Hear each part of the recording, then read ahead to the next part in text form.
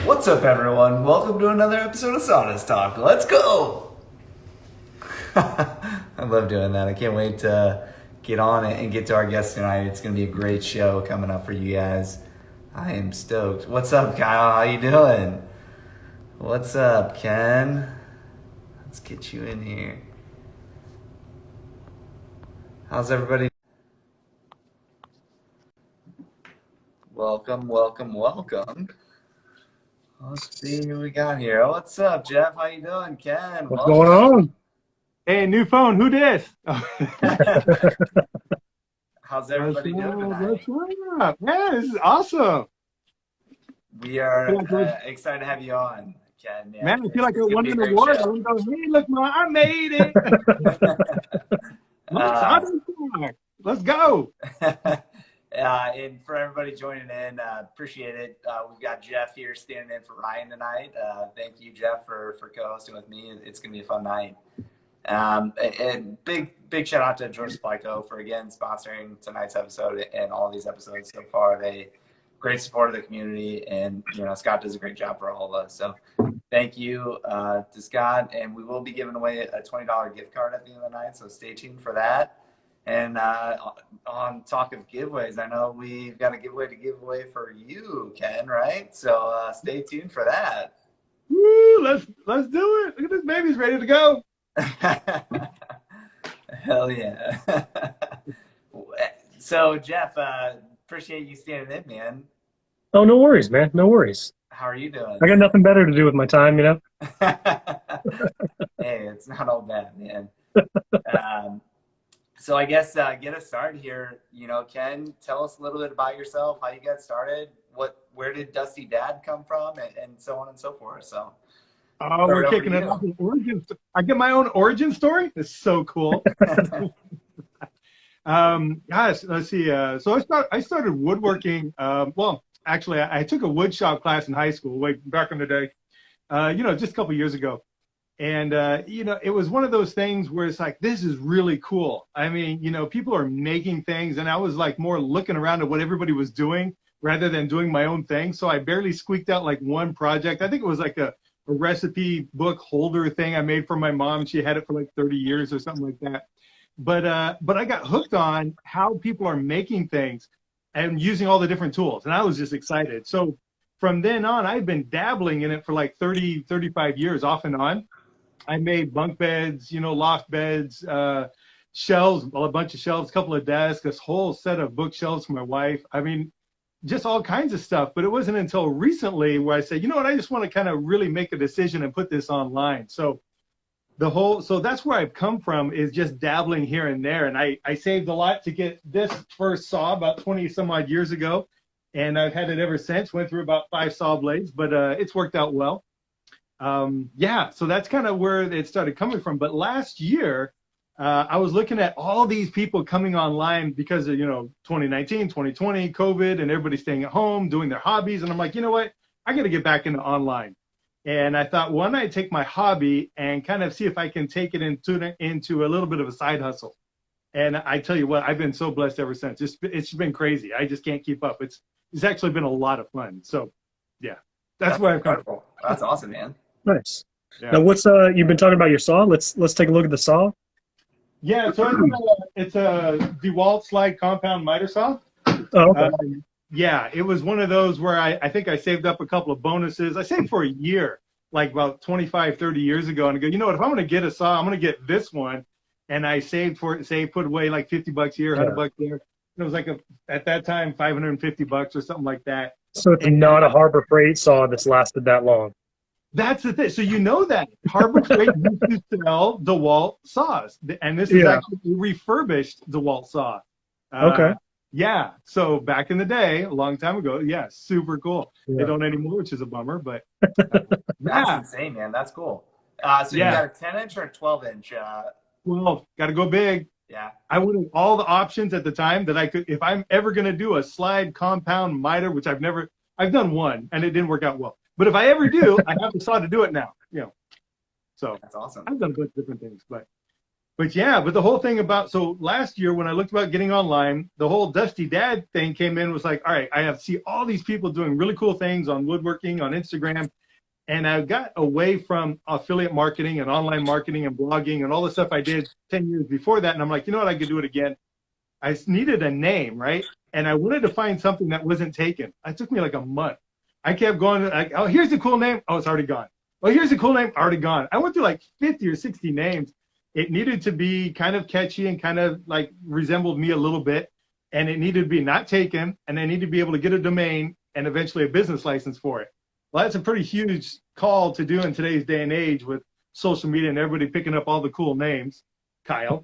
We all can't be Kyle, but yeah. So I'm a father of 5. So I have 5 kids. And, you know, if you can't tell from the background here, Sawdust is my game.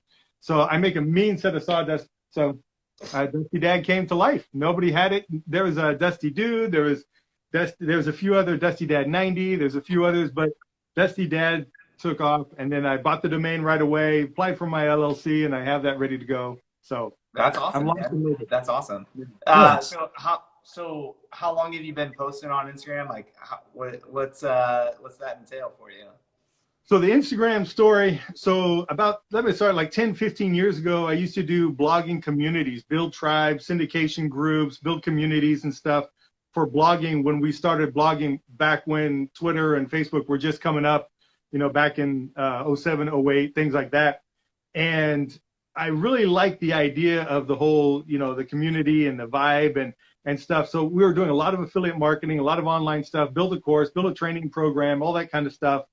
And then, you know, you just kind of got burnt on it. It wasn't going where I wanted it to go. I kind of gave it up. I settled for my 9 to 5, which I'm kind of bummed that I did, but I took a step back. And then this last year, I realized, you know what, I'm going to do it again. I'm going to get online. I'm going to do it more. So I took an old Instagram account that I had. That was more of a personal account. And there was about 1,000 people on it and stuff. I said, you know what, I'm going to take this. I hired a coach. They're like, hey, how do you do this woodworking thing? What's new? What's going on with that? And I always like to invest in someone who's already done it, been there, done that, and is continuing to do it. So you know, a couple $100 for classes and stuff. And he says, here's a couple of things you can set up. And I did those, and it started working out well. And I said, let me take this old account and modify it back into my hobby. And then, so that's where I started. So about last summer, I took an account and I slowly aged everybody else off that doesn't fit my niche anymore. And I slowly added more people, or I hustled out for connecting with more people like you and some other people. Just hit it really hard. And I tell you, the sticker thing, man, just blew up. I hit that sucker hard. That was a great way to build community. So I did. So that was about last year, and then a couple other things to help grow my account since then. And you know, it's all been good. And I still don't have stickers. I don't know what the holdup is, why I'm procrastinating so much. My logo is pretty simple. Like I feel like if it was on a wall of all these other makers' stickers, it'd kind of get lost. They just be like, is that the logo for the tool? I don't know. But yeah, I just haven't gotten around to it. I don't know. One of these days, if there's a sticker company listening, just hit me up. I'll do it. I just need somebody to give me that push. Right. You got to be careful. It's addicting. What does Ryan have? He said he's got 5,000 stickers or something like that. I have no idea. How many do you have? How many have you swapped, do you think? So I sent out probably almost 400. I did the first 200 in like 3 weeks. I mean, I hit it hard. I was hitting everybody up. I'm like, you know, I'm going to go. I'm all in or I'm all out. So I'm going to hit it really hard. And then I'm like, damn, sticker costs and envelopes and postage. I'm like, okay. I just got my first sticker from somebody else today, and it happened to be this guy, whoever this guy is. Nice. Dude, I didn't even know. That's amazing. That's a collector's item right there. Sweet. That's well, incredible. Kyle and I will hook you up real quick, and then you owe us too. We'll send you one early. Yeah. One day I'll get my stickers done. You're going to have a lot of stickers coming your way now, just so you know. Yeah. Oh, man. I get a lot of random DMs probably, too. Yeah, now that you put it out there. I'll just put everybody, I'll put my address here in the comment section. Oh, yeah, there's no problem there. I know we're going to talk about scams later. Wait a minute. Yeah. Is this a scam? Are we talking about scams right now? Let's see. I mean, I have a Ray's address here. I could put that in there and see what he gets.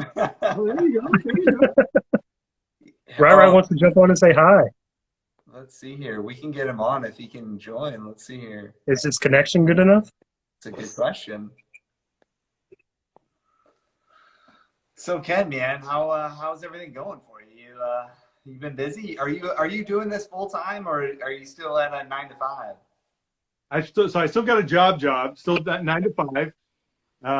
Hey, Aaron. What's hey, up, guys? What's going on, man? What's going on? Welcome. Where are you? You're still on the other continent, yeah? Yep. Right on. I'll be here till Sunday. Awesome, man. Sweet. How's everything going down there? Yeah, it's been going good. We've been working at a private women's Christian school. They poured a soccer basketball court, and we're painting all the lines on it right now. Awesome, man. What's the weather like down there? 80 and sunny, no humidity. Beautiful. Hey, Nice. it's awesome. Hey, and yeah, I heard you, Ken, talking about the stickers. I'm up there, maybe 500 stickers traded and sold, and I mean, I'm right there with you because I think that everybody that has your sticker has mine. Oh yeah, stalker. That's an inside joke between me and Ken. He's my sticker stalker. Every time someone would post a sticker, I'd be looking for Ryan because like 9 out of 10 times for like about a month, he was right there at the same time. I'm like, what's going on? Who's stalking who? I'm not sure. I called You've him got your out. Instagram hacked. All the Instagram hackers and scam artists.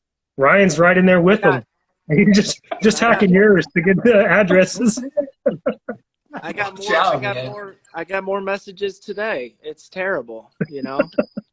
Yeah, I cannot believe how many hackers there are right now. Like It's crazy.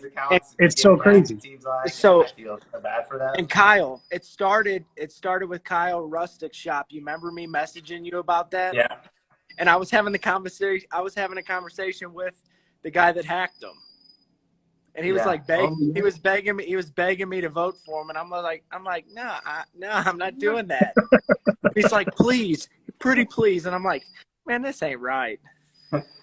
I was talking to the hacker today, and I was like, hey, so yeah, what do I get from like voting for you? You know, like egging them on. And they're just like going, like, no, I know you're a hacker. Like after it, and then they just like ghosted me. I was like, dang, that was fun. Anybody win a free iPhone yet lately? Do what? Anybody I won 3 iPhone 13s today. Right? I don't even know what I'm an Android guy. I don't even know what I'm going to do with them. Maybe I'll give them away. I'll give them away tomorrow, 10 p.m. Bad shop advice. And you get an iPhone, and you get an iPhone, and you get an iPhone. I'm up to an even dozen this week. It's amazing. Yeah. I can't believe your luck. Yeah, I mean, it's hard at first. You mean it's hard to tell, like, if it's real or not. Yeah. Like, I mean, like, some people, like, I was like, maybe it was like, I kind of like the follower loop kind of thing. You know, it's like, it started being weird. And I was like, no, I don't really do that kind of stuff. Like, vote for people or click on links. And then he was like begging me. And I was like, man, he seems kind of desperate. Like, you know. So I said, Kyle, I showed Kyle the screenshot, and he's like, yeah, that's definitely strange. But you don't want to like call somebody out because then like they're just being like genuine and really want your help, and it's like, wow, I feel like a dick, you know. Somebody posted screenshots of their conversation. I saw that. I was with one of the hackers. I don't remember who it was, but they were like, I don't really want to do it. Please, I'll give you $100. Like, Right. well, what do you win? I win 10,000. I'll give you 100 of it. Oh yeah, totally. Right. For that. It's amazing. Oh, that is too funny, man. So, Ken, back to you, man. Yes, Tell sir. us a little bit about the Makers Community Project and kind of what you got going on there. Oh, right on. Yeah. So this, you all might appreciate this. I know Ryan might. When Hurricane Katrina hit New Orleans, about 15, 18 years ago or something like that, a year or two after that, I took a team of 20 people each time to go with Habitat for Humanity and to go help rebuild that area. And I just love the community and giving back and stuff like that. It was a lot of fun. And we were there for about a week at a time, just doing whatever we could do to help and support. We met the community and, just had a fantastic time. A lot of hard work. I reposted that story or a picture of that And Scott from Estes wood shop reached out and he says, hey, I've always had this idea. And he rattled off, he must have been like inside my brain, this whole concept about what it would be like to do work for Habitat and meet up with local people, but yet that we've met online. So taking like woodworkers or other makers or people and just going, hey, we're all going to meet up and do this build over in the Gulf, or come to St. Louis and we'll do this Habitat build or something. So he's all asking a ton of questions. And I'm like, dude, I've always wanted to do this. And here's the thing. We have all kinds of great ideas and great thoughts, and we never act upon them, or most of the time, until somebody else calls us on it. And I love that. So he called me on it. And I'm like, I've always wanted to do this. We started reaching out. We started connecting back and forth. We're looking at local Habitat builds. But because of COVID, they weren't really taking any volunteers lately and stuff. So we're looking at a couple of different other ways to be able to give back to community. So we're talking back and forth, and I reach out to Mac because Mac Woodwork, because he's always kind of talking about, helping other people and stuff like that. And so the three of us have kind of formed this little triad about and brainstorming some ideas and stuff. So the concept is this, and we're hooking up with Scott from Georgia Supply Co. And I got this cool, are you ready for it? Okay, so this is my shirt. Now, you don't have to buy my shirt, but you can if you want. I know Ryan might want my shirt. But here's the logo. I gave an idea to Scott. I ran it past the three other guys. Here's the logo that we have. Now, I know, here's the cool thing about Scott. He's got this whole artist and stuff. I mean, all the way down to the pens. And it may sound like paper, but it's real. It's realistic. It's not fake. I promise. Anyway.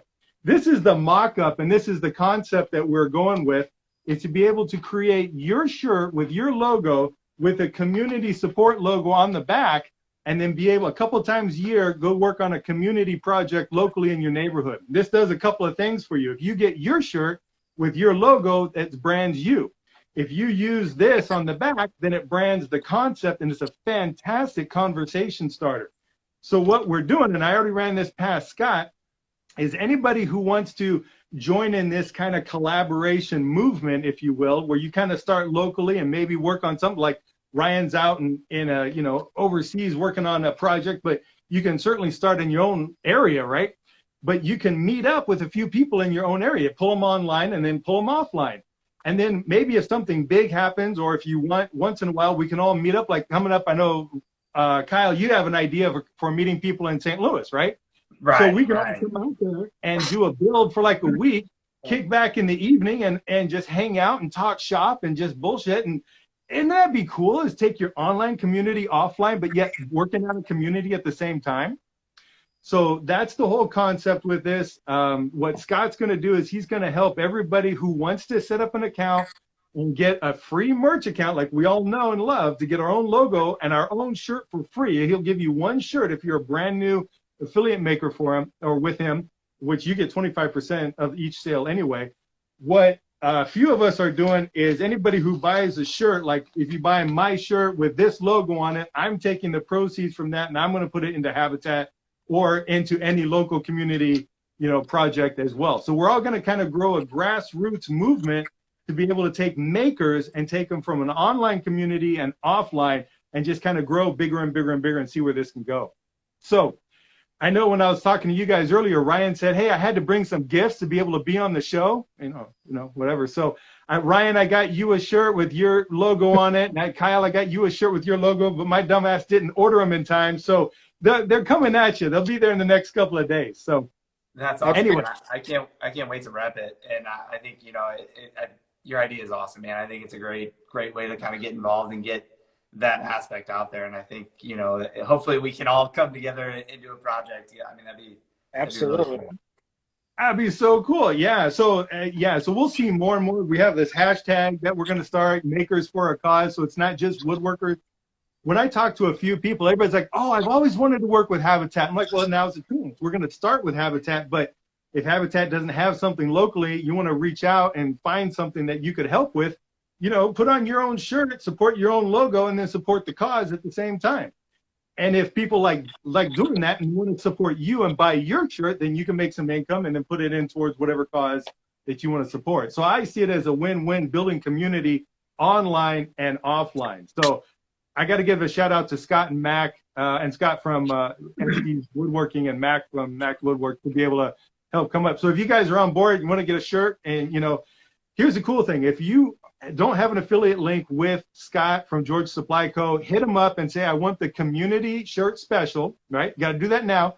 If you're already currently an affiliate with him, I got a code, and I don't know, I think I mentioned it to you earlier, Kyle, that you could put in here for if you're a current affiliate, you can get 10% off your first shirt and using this as well. So I'm going to finish up a wrap up, a write up of this concept. Scott's going to host it for me and then be able to offer to anybody who's got an affiliate link already for his store.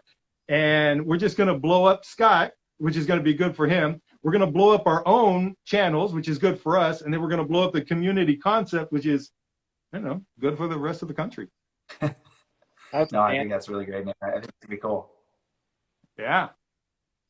I can keep going about this all night, but. Ryan, were you going to say something, man? How's it looks like it's a little dark there, huh? I got the good backlight right here. Oh, it's good. We had dinner. I mean, we're an hour behind, so it's 9:21 here. We had dinner, and then I was playing some rummy, learned how to play some rummy, and started out hot, and then I got my butt kicked. But, yeah, everybody's going to bed now, and got to get up early, and tomorrow's our last work day, and then we got a free day Friday, which we're going to go down to the lake and take a boat over to a bed and breakfast. It's on the side of the mountain overlooking the volcanoes, and have breakfast there and probably go kayaking and swimming. And Saturday, we're probably going to lay low because we got to get our COVID test to come back on Sunday. And that's really it. I mean, it's been an outstanding week. We've got a lot done. It's a smaller team this time that we're leading.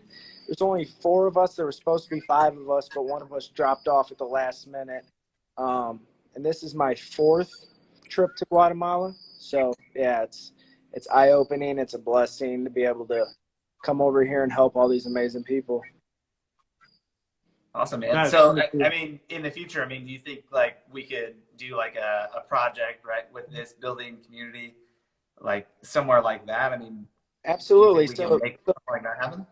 The people the organization over here is called Mission Guatemala. They have a clinic and they do a bunch of community outreach. So medical is kind of hard over here. So they have a clinic and a pharmacy where they're able to help people that need help, and then we do like a bunch of projects around different villages and stuff. Like the first trip we came on, we did another soccer basketball court for a school, but that time I poured the concrete. The second time I came, we built a bathroom because at one point it was just a hole in the ground that you just went in the bathroom. We actually built a whole bathroom. And then the third time we were building some walls. I can't remember what that was for. And then this time we were supposed to they're getting ready to redo the kitchen downstairs, but since the pandemic happened, they already had this soccer basketball court already poured and just finishing off, and we should finish it tomorrow. So I'll be posting pictures from start to finish. But on the plus side, right here is the river house that Mission Guatemala is housed out of. They have an amazing wood shop. It's epic. Take some pictures. I got a picture. Cool. I just haven't had time to post. Trying to soak it all in, and it's kind of great to like. I mean, we have Wi-Fi here, so I call my family in the morning. I call at night, and the rest of the day my phone's put away. So kind of, it's eye-opening to see how they live over here, and immerse yourself in their culture and everything like that, and also get away from technology. Yeah. Cool, man. That's awesome. That's cool. So did you guys, got a question for you. Did you guys raise money to yourself to do the trip, or did you get funded by somebody, or how did that work? You could self-fund it, and what I did is I fundraised the last 3 trips, but this trip I actually donated my time at the church rummage sale and got a chunk of money from our church rummage sale, and then somebody in my subdivision just had a baby and their husband's not really hands-on, so I put together a swing set for them, for their kid, for Christmas. And they made a free will donation towards my trip. And then my father-in-law, which I don't know if you guys know this, my father-in-law is actually the pastor of my church, and he donated the rest of the money for me to come. That's awesome, man. Nice. That's cool. Yeah, I mean, it's all in God's hands. You know, if I had to, I would pay out of my pocket every single time to come over here. It's just amazing. It just, the way that people live in Guatemala make the stuff that we have, you know, look so much, just the stuff they have over here is so minimal. The money they make and the life that they live is completely different from what we're used to. You know, it really brings me back to planet Earth and how good we really do have it. You know, like everybody's complaining about gas prices, but like realistically, with what's going on in the world with the war, we could be living in shelters underneath the ground getting bombed up, or we can be sitting on the side of the street not knowing where your next meal is going to come from. So it's pretty eye-opening. For sure, man. For sure. No, I mean, I went on a mission trip to Honduras, I don't know, a couple of years. I mean, it's been a while, but I mean, same thing, man. It's eye-opening, you know, and if anybody has a chance to go to a country like that, you know, it's definitely humbling for sure. And I mean, they have nothing, okay? They have nothing, and they smile, and they're happy, and, you know, it's just, it puts everything into perspective, you know?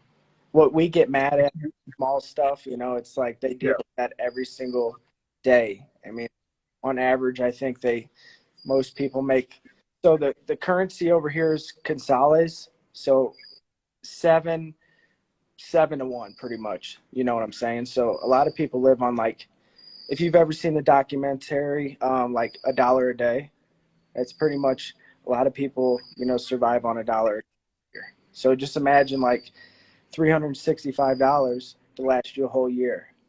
I mean, some people that I know through the woodworking community and personally, they make that in one day. You know, it's crazy to think about. Yeah, it's pretty nuts. What city are you in Guatemala? We're in a town or what? We're in Panajachel. So we fly into Guatemala City, and it's about a 3-hour drive to Panajachel. Gotcha. That's crazy. But it's kind of close to like Antigua, if you know where that's at. Which is, I mean, I love it here. Absolutely love it here. All right. So That's cool. Back to wood shop in Ken, man. Let's Ryan, while we've got you on, let's do this or that and throw some quick hitters. Let's hear that question, Ryan. That question everybody wants to hear. Everybody wants to hear, Ken. Do you like power tools or do you like hand tools? What? What kind of question is that? I don't even know. Oh, I know. I got a box cutter. Does that count? Yeah, that's all. Hey, you don't. Or he said hand tools, Kyle. Tools. That's it.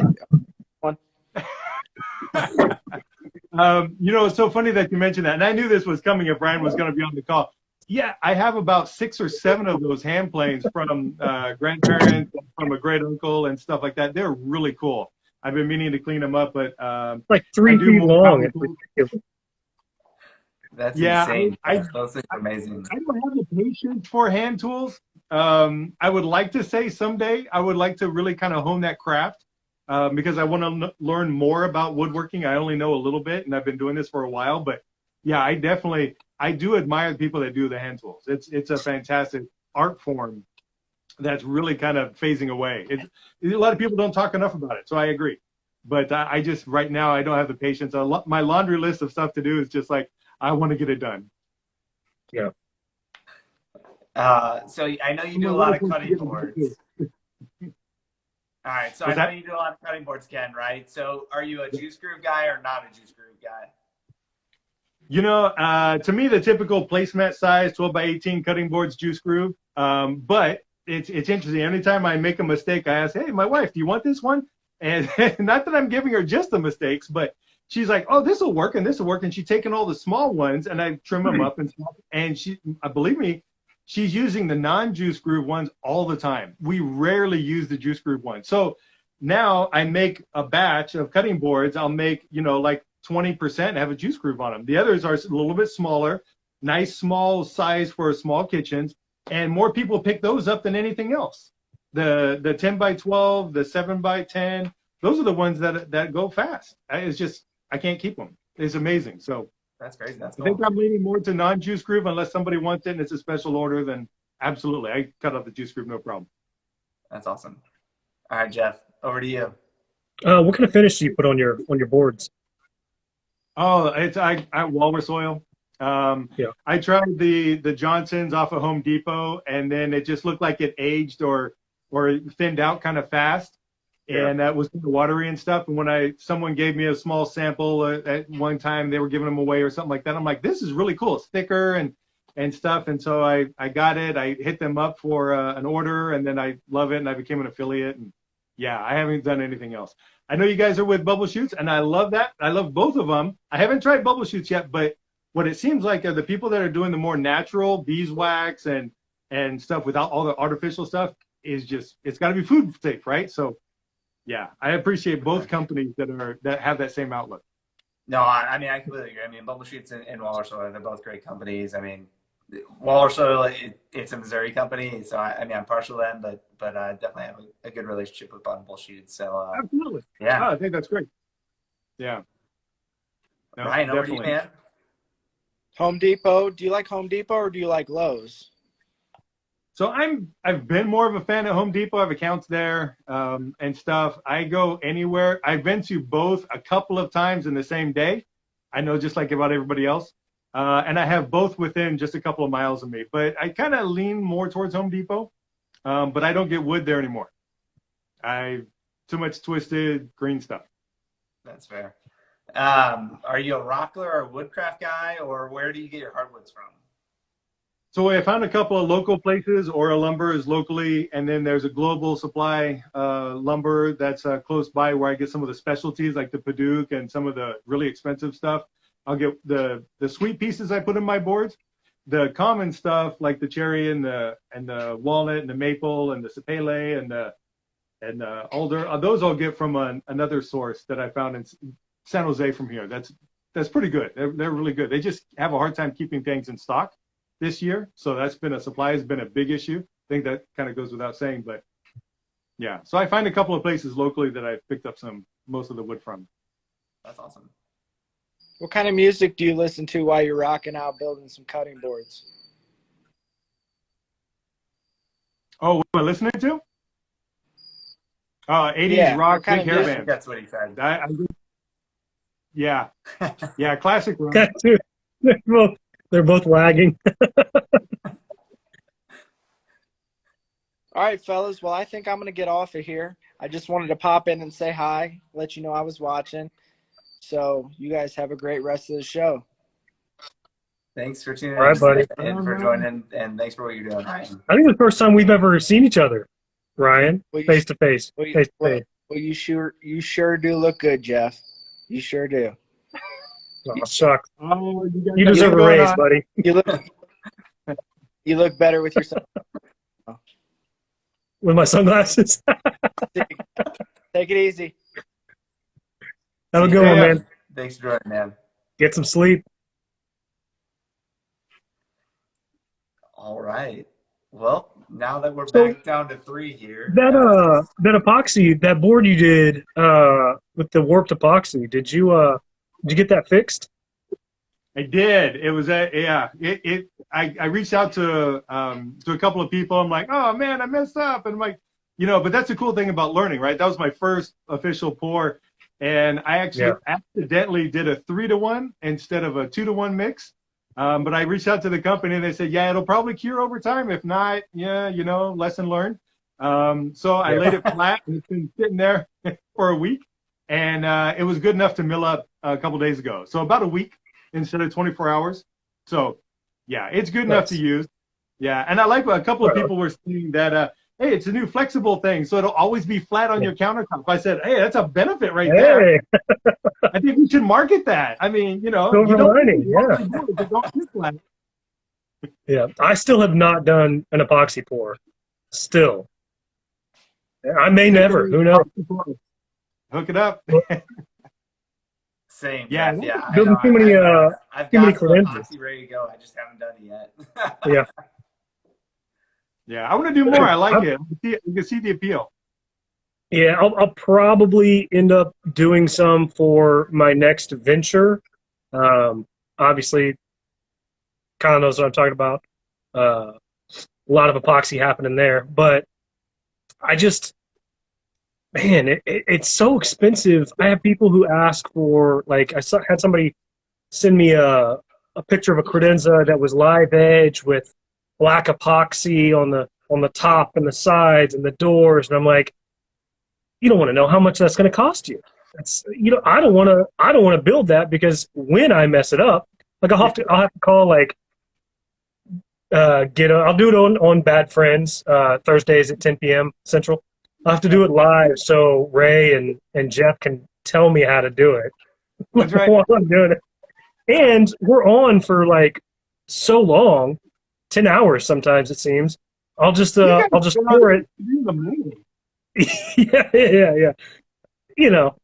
By the time I pour it, by the time we end the show, it'll probably be dry. So who knows? There's the upshot. There's the bonus. Yeah. We just started it, just talking, and then we're like, you know what? Let's just go live and let these creepers watch us. Just talk about nothing. That's awesome. That's amazing. Yeah. So I mean, what is Bad Shop Advice? It's live on Thursday nights at 10 p.m. What do you guys do on the show? Tell us about it. We just catch up with each other. I know them because they were on Sawdust Talk. And we just started chatting, and then we were like, yeah, it's a free peep show, basically. If you join our Patreon and or our OnlyFans page, you get extra content. No, we just chat. Sometimes we have advice. People ask questions. Sometimes we just, there's a lot of talk shows and podcasts like this that have actual, learning segments, where you get to learn about the maker. And sometimes we'll have people on and we don't even know them. Sometimes if random people in different countries, some of those scam accounts, if they request, we just add them and we just let them talk. It's just, we all need to bullshit sometimes and not really go anywhere with our conversation. So that's kind of what we do.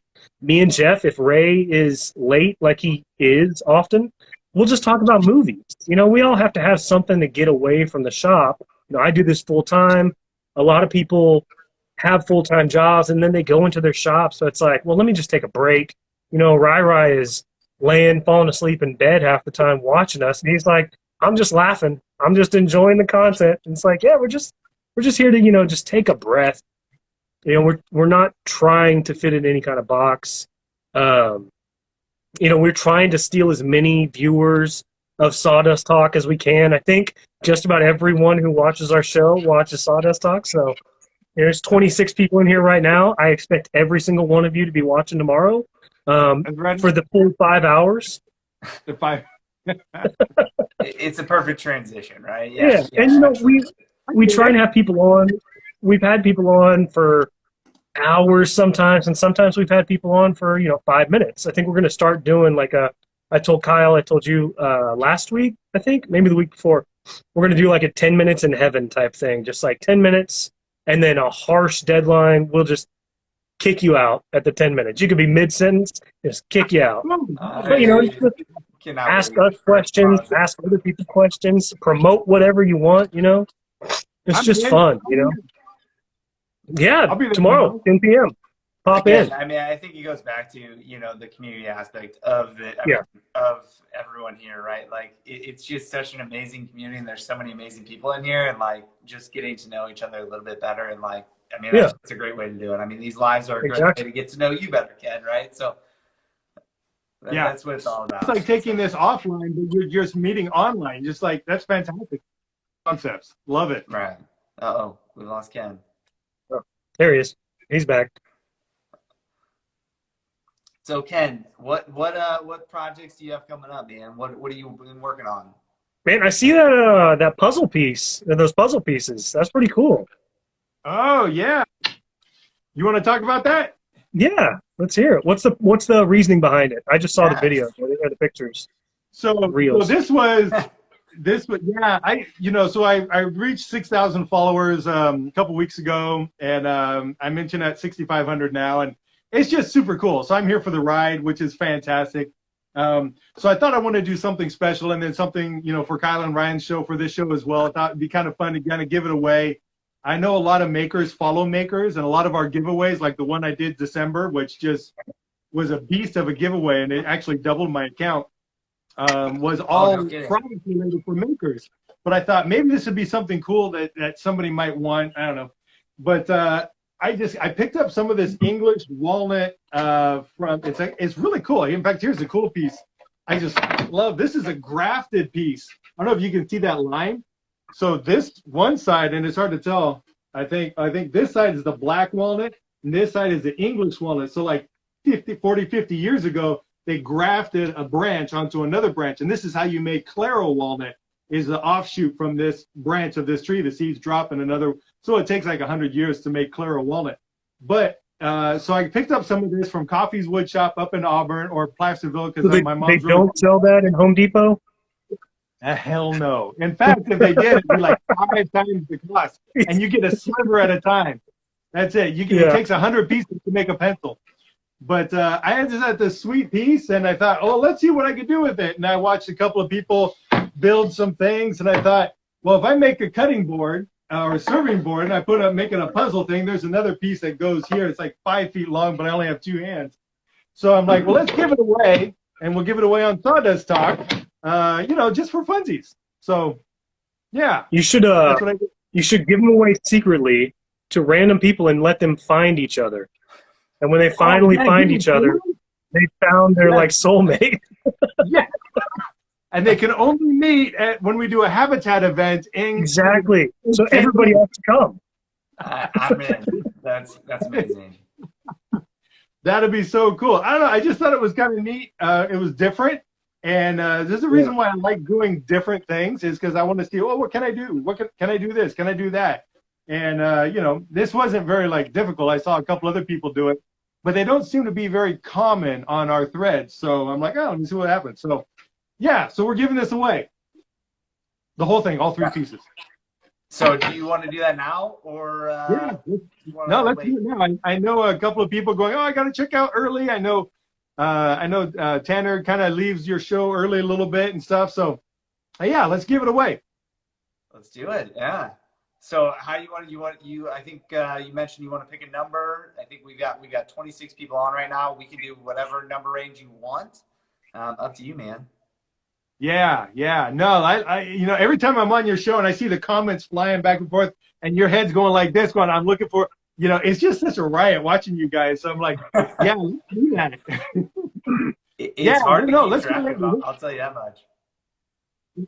I got my laptop pulled up, so I can see all the comments. So. All right. Oh, good, because I can't see it. I'm on my phone. My little, one of the phones I won. It's just too small. So one of the iPhone 13s, yeah. Yeah, one of those. Right, I've got 6 more coming if you want one. Yeah. All right. So number wise, what are we picking between? Let's do that one that we chatted about, like between 1 and 60. I don't know. For some reason, I just had that number, that other number that I sent you. Yeah, let's do that because we can see the whole screen. Sounds good. All right, we're kicking off. I think the last number I see is 37 and 54. 1 through 60, we got 17, 17, 17, 17, 17, 17, 44, 85. 17. We're going to make 17 t-shirts for this. 37, 54, 72, 6.5, 47, 54, 30, 61. So 37, 43, 54 was the 33. closest one. I'll say that. That was close. You put 40, it this way, 38, Hagar wrote a 18, song. 137, 45, 3, 52, 44, 49, 41, 27, 49, 56, 13, 21, 11, 50, 18, 80, 33, 37. Channel your inner 14. Sammy Hagar. I can't drive.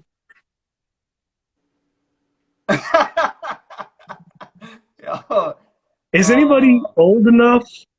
We got a couple people that get that right. 62, 48, 40, 45, 32, higher, 48, 38, higher. 60, 22, 31. Yeah, it's up there, guys. 55.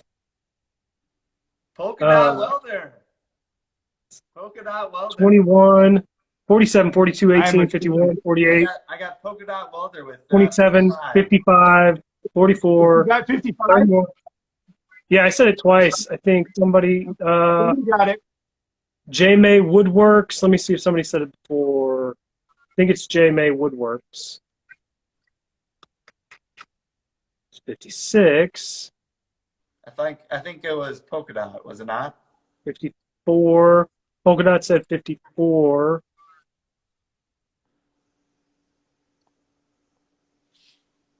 Yep, I think it's J May Woodworks. I'm double checking again. All right. 54, It's up to you then, 54, Jeff. You make that call. 54, Make the call. Make the call. 52, So 56. here's the cool thing. Steve from I think I can't remember the Little Red Shed. Steve, he kind of coined this. He's like, this thing's Tech cool for like Dog. the community. So that's exactly Tech this Dog huge is board, the first 5 one. feet long, is exactly made for community gathering. So the word for the day should have been like community or something. So that's fantastic. Appreciate that. So it was Tech Dogs right before J May. All right. Tech Dog Woodworks. Awesome. Right got on, that? right on. Yeah, hey, shoot me a DM and with your email address. I mean your mail address, and I'll send it to you. Awesome. Well, that was fun, man. That's cool. What a great giveaway. So we got a couple more minutes left. I don't know if anybody else has any questions we'll throw at Ken. But the question I have is, how easy was it or how hard was it to make those boards? Did you just, take a big log and jigsaw it, or kind of what was your process on it? So no, it was pretty easy. The jigsaw that I have is regular jigsaw plug-in kind, but I was chatting with the guy I tagged on today's post. I can't remember his name off the top of my head. Dominic. And I realized there's little blades you can get for your jigsaw. There's scroll blades, and it allows you to cut tighter curves. So I'm like, ran to Home Depot because it's close, and I have an account. So I picked up a couple, came back, and sure enough, I was able to get tight little, tight little turns on it and stuff, and yeah, it worked out well. So yeah, I use those. I prefer using those over a scroll saw 90% of the time, just because I'm usually cutting something real curvy on something large, and I don't want to pull out my scroll saw and try and balance it on there. Right. Yeah.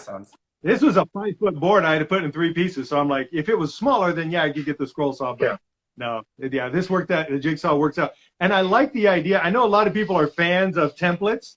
When I make charcuterie boards like this, and I'm going to probably do more designs and more handles, I'm going to do a one cut. I just want, it is what it is. Try and follow the grain, make something cool, and that's it.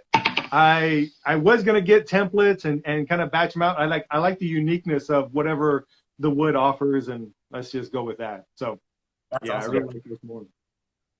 So yeah, I mean, there's pros and cons either way, but that's really cool, man. I like the uniqueness of the boards. That's awesome. Yeah, absolutely. Easier than changing a bandsaw blade. Yeah, changing my bandsaw blade is the biggest pain in the ass. No doubt. You think in the 1980s they would have gotten it by then, That was before my time, right? No. Yeah, I know. I think that's one of the oldest tools. It's definitely the oldest. Oh, I don't know. My radial arm saws might be the oldest tools I have, but my bandsaw is pretty close. Yeah. All right, Ken. We got a question for you from Dana Gruba. What was your favorite piece or project that you've made? So that is so funny. So that's my daughter who just got married. So last fall, so made a few different projects for her wedding, which was a lot of fun. But the favorite project I made was probably this big ass headboard that took me 2 months to make. Thanks, Danny. So no, actually, it was a lot of fun. I learned quite a bit of patience, quite a bit of figuring out some pieces and stuff. But that headboard that I made for my You learned daughter some new was cuss actually words probably my too. favorite. What's that?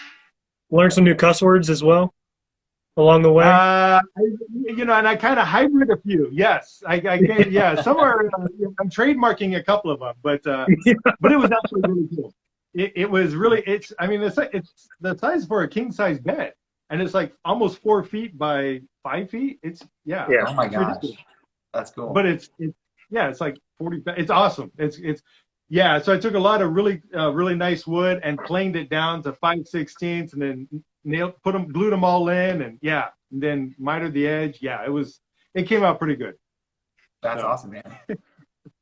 So Yeah, probably on top of that, what was your least favorite project that you've ever done or had to deal with? I like to think I have a lot of learning projects. I have a lot of things I've learned on. I've cut my teeth on. There's a couple that I may have tried to toss through the door. The first time I tried to doing a goose groove, yeah, pitched that one pretty far. But I don't think there's one that I hate, just because I kind of like, okay, what I can repurpose it, make it smaller, right? It's what we do. Yeah. We take good pieces of wood and make it smaller. So, yeah. That's awesome. What about you, Kyle? Favorite and least favorite? Oh, my favorite has been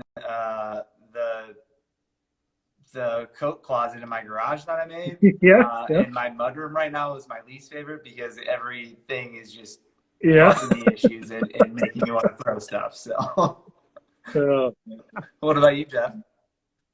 My favorite was probably the desk I built a couple weeks ago, almost a month ago. The Jetson style desk. Least favorite is just about any dresser that I ever build. I think dressers are the worst, and I'm announcing now publicly, unless it's for strictly content, I'm not building any more dressers. So if anybody is wanting me to commission one, sorry. I have 2 more dressers on my list, and that's it. That's amazing. Done.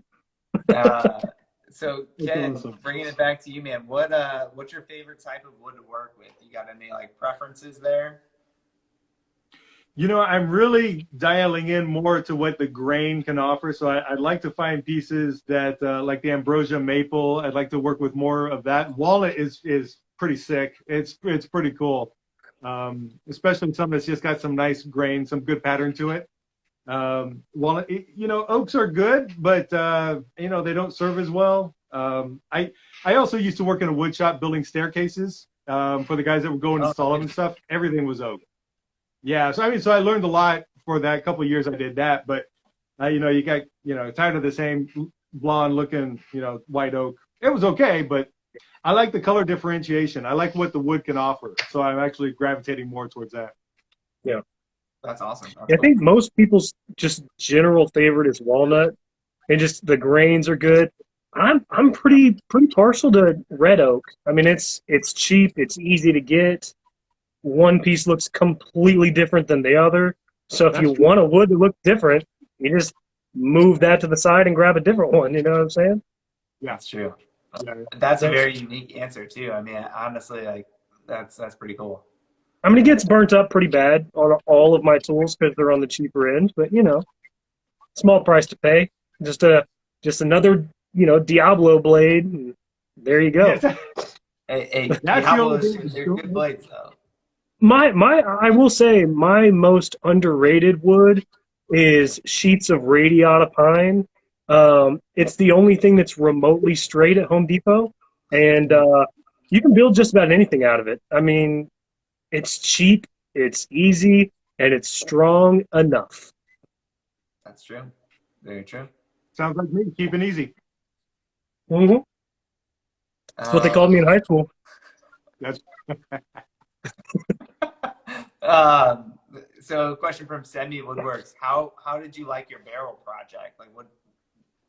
That thing was cool because I got to use the first time I was kind of carving a little bit, but the distressing of the wood, I did a little research on that. Hit up a couple of people that a pretty good maker that was surprising. He answered back, gave me some tips and stuff. I've tried the age process with the oil and the steel wool and the vinegar, and it just makes a big mess when you spill it. So that doesn't smell very good. But the carving in and the burning and all that was fantastic. And I wanted something chunky and different. And if it goes outside and gets weather, it's even better. So that was a really cool project. So there's 2 of them. In fact, made those for my daughter's wedding, and she has one, and we have one as planter boxes now. But it's just such a cool, different piece. And that's kind of more of what I'm going for. People were asking, are you going to do this full time? You're going to make a bunch of cutting boards.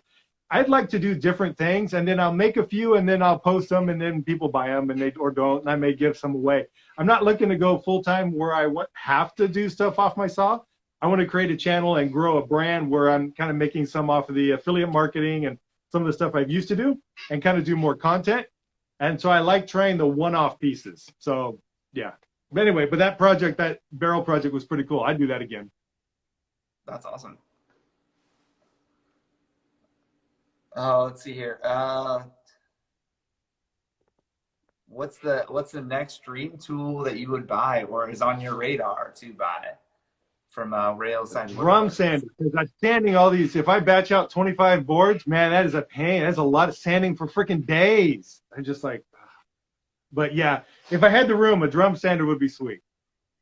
That's for sure. Yeah. No. So do you do end grain cutting boards then yet, or how do you? Because I don't have a drum sander, and I'm not going to risk the planer for. But I do. I make my boards a little wider, and I cut them off, and so I have a whole stack of 2 to 4 inches of all milled up pieces. So someday I'll build an end grain chaotic board, and and then I'm gonna have to find somebody local who has a drum sander I can borrow. Hey, would you sand this for me? No. I think its maker Ray's just ran his burl piece through the planer, and we were just like, don't do it. It's just fine. He made shallow passes, seemed to be fine. Yeah. I mean, I wouldn't risk it. Very shallow passes. Yeah. And I know there's tricks. You can build a jig. You can put a piece in front of it so the knives are chipping away at another piece instead of your board. I know I've looked into it, and there's ways you could do it. I just haven't bitten that bullet yet. Yeah, for sure. Yeah. Well, that's all the questions I have. Jeff, you got anything else on your mind? I don't really. Just yeah, no, that's it. I'm very tired. I wasn't thinking. Oh, we got one last question. All right. From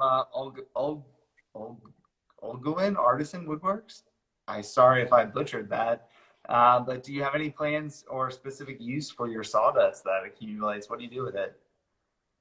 No, I pitch it out in the garbage. No, I know my daughter's taking a bag full for a garden and stuff like that, so I know you can do that. But now there's shavings of the resin in it and stuff like that, so it's not. You don't want to do that now. So no, I make enough I throw it in the garbage. Same. Jeff, I you put it in have a special use for it? I put it in drawers and save it for when I'll need it later. Yeah, save it for later. I think about these little pieces of wood.